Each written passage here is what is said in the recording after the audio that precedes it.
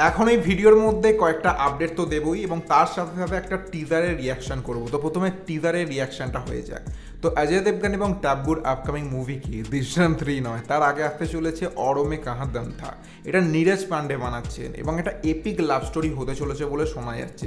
তো এখানে টিজারে বেশ কিছু জিনিস রিভিল করেনি, তবে যেটা করেছে সেটা তাদেরকে মিনস এখানে অজয় দেবগন এবং টাব্বুকে ওই দৃশ্যমের কথা মনে করাচ্ছে।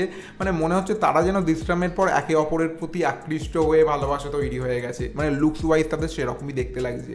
তবে এখানে নীরজ পান্ডে সিনেমা মানে একটু অন্য ধরনের তো ব্যাপার হবেই। তো এখানে যে ডায়লগসগুলো শোনা যাচ্ছে এবং এখানে যে টাইটেলটা অরমে কাহা দম থা, তো এখানে যেটা মনে হচ্ছে যে মানে অরমে কাহা দম থা, নিজেদের মধ্যেই আমরা শত্রুতা করেছি, নিজেদের মধ্যেই আমরা ভালোবাসা করেছি, নিজেদের মধ্যেই আমরা বিশ্বাসঘাতকতা করেছি।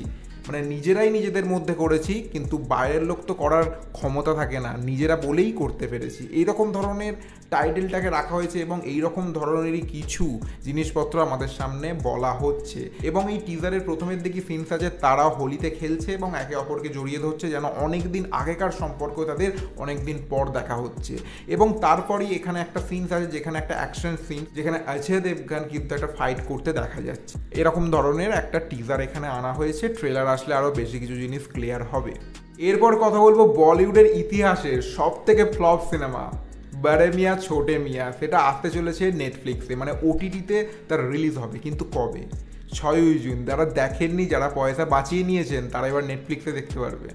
এরপর একটা সিরিজ নিয়ে কথা বলবো যেটা আসতে চলেছে, মানে যেটার জন্য মুখিয়ে আছে। হ্যাঁ, পঞ্চায়েত 3 কথা বলছি না, ওটা তো চলেই এসেছে, কিন্তু তারপরেও আর একটা মাচ অ্যাওয়ার্ডেড সিরিজ বলতে পারেন, যেটার নাম কি মির্জাপুর সিজন 3। তো মির্জাপুর সিজন 3 কবে আসতে চলেছে? মির্জাপুর সিজন 3 আসতে চলেছে জুলাই মাসের 9 তারিখে, এটাই কনফার্ম নিউজ শোনা যাচ্ছে।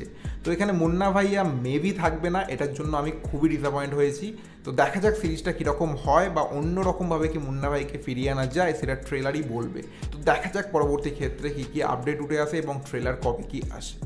এরপর কথা বলবো প্রভাস, অমিতাভ বচ্চন, দীপিকা পাডুকোনের আপকামিং মুভি কালকি। তো এর ট্রেলার কবে আসতে চলেছে? এর ট্রেলার আসতে চলেছে 7ই জুন। তো দেখা যাক ট্রেলারটি কীরকম হয়। এবং এই সিনেমার বাজেট কত জানেন? এই সিনেমার যে বাজেটটা শোনা গেছে না, যেটা টাক লাগিয়ে দেওয়ার মতো, 600 কোটি বাজেট। তাহলে ভাবুন সিনেমাটা কী কী জিনিসে কীরকম খরচা করেছে। এরপর এই লিস্টের লাস্ট আপডেটটাকে দিয়ে ভিডিওটাকে শেষ করবো, যেটা হচ্ছে ওপার বাংলার মেগাস্টার সাকিব খান। তো সাকিব খানের কিছুদিন আগেই যে মুভিটি রিলিজ করেছিল যার নাম রাজকুমার, তো সিনেমাটা খুবই দারুণ হয়েছিল যেটা শোনা যায়, এবং লোককে কাঁদিয়ে দিয়েছে এরকমও শোনা যায়। তো এই সিনেমাটা এবার ওটিটি প্ল্যাটফর্মে আসতে চলেছে কবে? আমি তো মুখিয়ে আছি দেখবো বলে। এই মুভিটি বঙ্গবিডি ওটিটি প্ল্যাটফর্মে স্ট্রিমিং হয়ে যাবে 13ই জুন থেকে। তো দেখা যাক সিনেমাটা কীরকম হয়, মানে দেখবো, দেখে তো রিভিউ অবশ্যই দেবো।